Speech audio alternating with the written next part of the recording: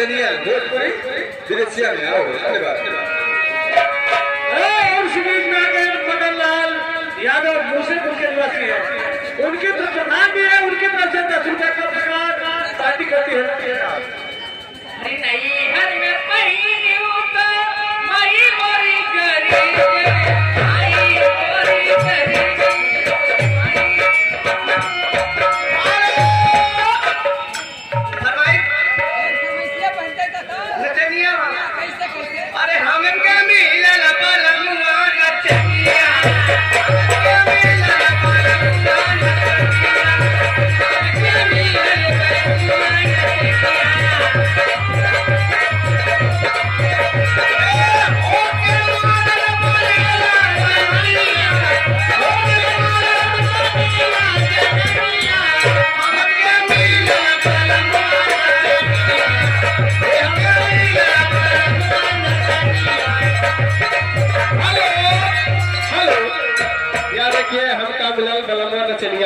पप्पू भैया इसी गाने पर कुछ का 50 रुपए रहे। हम हमारी आवाज संगीत नौटंकी पार्टी भैया को हार्दिक स्वागत करता। अब लोग लेकिन गाने का फरमाइश क्या है?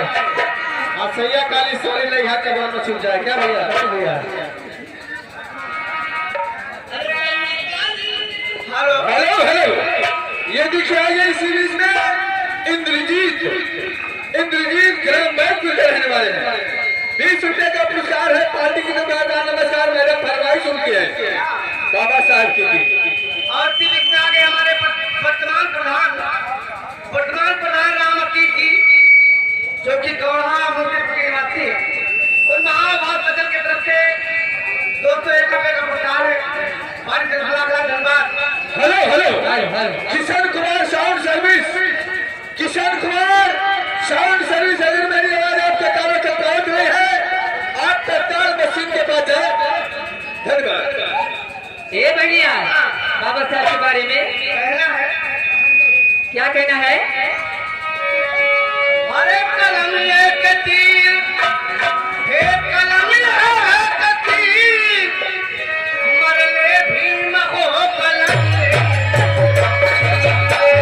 मरले भीम हो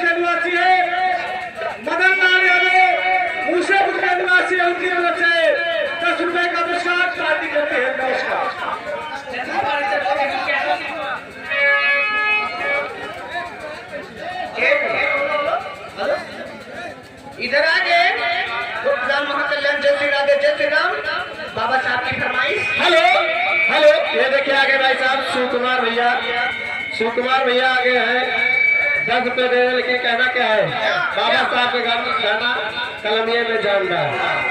और भीम बाबा की जीवन कहानी, भीम बाबा की जीवन कहानी साधारण कहानी नहीं।